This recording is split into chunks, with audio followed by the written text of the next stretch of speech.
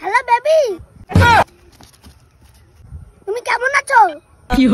Hello baby, তোমাকে দেখতে খুব ইচ্ছা করছে, তোমাকে তাড়াতাড়ি দেখতে হবে, তুমি টেনশন করো না, তোমাকে আমি কালই সন্ধ্যাবেলা পালিয়ে নিয়ে যাবো, তুমি আজকের থেকে ব্যাগ গুছিয়ে রেডি থাকো, ঠিক আছে?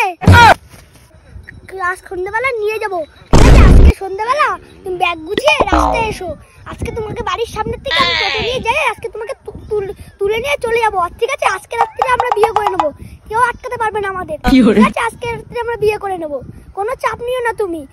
তোমার যদি মা না ফোনটা না দেয়, তাহলে তুমি একটা বান্ধবীর কাছ থেকে ফোন নিয়ে আমাকে কল করো, একবার যখন আসবে না তখন আমাকে একবার কল করো, ঠিক আছে?